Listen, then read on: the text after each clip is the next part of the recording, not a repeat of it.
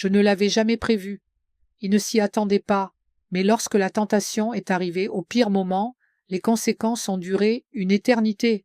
Ce qui avait commencé comme une visite innocente de mon propriétaire s'est transformé en quelque chose qui n'aurait jamais dû se produire. Mon mari était celui qu'il avait prévu de voir. Pourtant, ce qui s'est passé, c'est un moment qu'aucun de nous deux n'a pu effacer. C'est une histoire imprégnée de culpabilité, de désir, de secrets et de conséquences complexes. Si vous avez déjà été confronté à un choix qui a tout changé, restez jusqu'à la fin. N'oubliez pas d'aimer, de commenter et de vous abonner pour plus d'histoires vraies et crues sur l'amour, la trahison et les aléas de la vie. Je n'aurais jamais imaginé être la femme qui partagerait une telle histoire. J'étais fière de mes limites, de ma loyauté et de mes bonnes actions, même en privé. Mais un après-midi a brisé tout cela et cela me hante chaque jour. Je m'appelle Clarissa. J'ai 34 ans et je suis mariée à un homme bien, Trevor. Nous sommes ensemble depuis près de 9 ans. Notre appartement tranquille du nord de l'État de New York était censé être sans histoire. Du moins, c'est ce que je croyais. Cette journée avait commencé normalement. Trevor était parti tôt pour aider un ami à déménager. Je suis restée pour faire le ménage et peut-être me détendre dans le bain. Avec notre fils chez ma mère pour le week-end, l'appartement vide était une véritable libération. Je ne m'attendais pas à ce qu'on frappe à la porte. Je m'en souviens parfaitement. J'étais dans la salle de bain, humide de mon bain, emmitouflée dans une simple serviette. Mon téléphone écoutait de la musique tandis que je fredonnais, perdue dans mes pensées. Je n'ai même pas entendu la porte au début. Notre propriétaire, M. Jenkins, avait un double des clés. Il était notre propriétaire depuis 4 ans. C'était un homme d'une 40aine d'années, poli et respectueux. Il prévenait généralement avant de passer. Alors quand j'ai entendu des pas dans le salon, j'ai eu un coup de cœur. Je suis sortie, la serviette collant à peine à mes cheveux, et je me suis figée en le voyant. « Clarissa, dit-il, aussi abasourdi que moi. Je ne savais pas que vous étiez là. » Mon pouls s'accéléra. « Monsieur Jenkins, que faites-vous ici ?» Je suis venu voir Trevor. Il avait des questions sur le renouvellement du bail, la caution. « Il n'est pas là ?» dis-je, en resserrant ma prise sur la serviette. Puis vint cet étrange silence, juste nous à nous fixer. Peut-être était-ce la vapeur, la serviette, le choc, mais quelque chose changea dans son regard. Et, pour être honnête, en moi aussi. Il se détourna.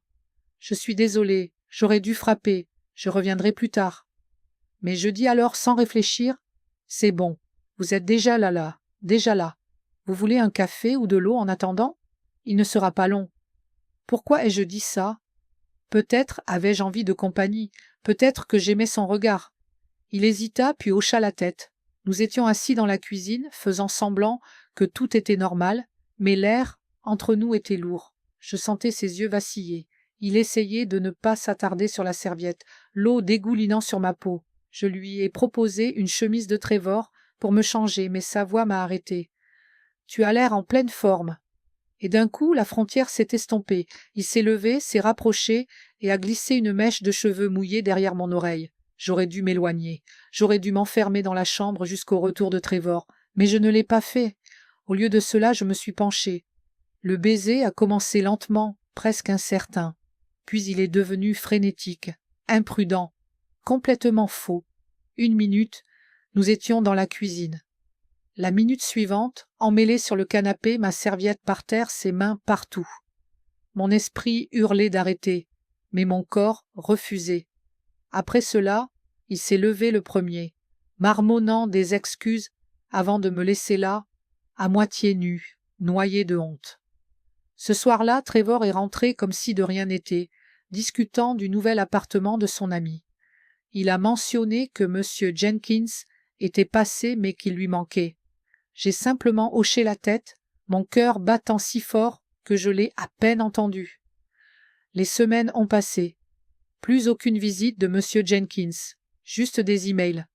Quand on se croisait, il évitait complètement mon regard. J'ai commencé à m'éloigner de Trevor aussi. La culpabilité me rongeait. Je n'avais jamais trompé avant. Je n'y avais même jamais pensé.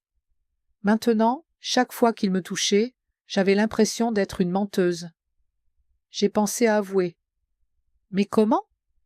Dis donc, tu te souviens de notre propriétaire? Oui, je l'ai laissé m'avoir sur le canapé parce que j'étais énervée dans une serviette. Pathétique. 2 mois plus tard, Trevor a dit qu'on devait déménager, prétextant que le loyer était trop élevé et que M. Jenkins refusait de négocier. Je suis restée silencieuse. Mais en faisant mes valises, j'ai trouvé un mot dans ma boîte à bijoux, soigneusement plié, avec mon nom dessus. Je pense à ce jour plus que je ne devrais. Je suis désolée d'avoir dépassé les bornes. Je n'ai jamais voulu te manquer de respect, ni à toi, ni à ton mariage, ni à ton foyer. J'espère que tu te pardonneras un jour, car j'ai encore du mal à me pardonner moi aussi. James Jenkins. Je l'ai déchiré. Ça n'a servi à rien. Cela fait plus d'1 an. Nous avons déménagé. Trevor ne l'a jamais su. J'essaie d'être la femme qu'il mérite, mais quand je ferme les yeux, je ressens encore cet après-midi. Ses mains, le silence qui a suivi. C'est ça quand on dépasse les limites. On peut reculer, on peut aller de l'avant, mais on ne peut pas effacer les traces qu'on laisse derrière soi. Qu'aurais-tu fait? Aurais-je dû le dire à mon mari? Était-ce juste de la faiblesse ou quelque chose de plus sombre?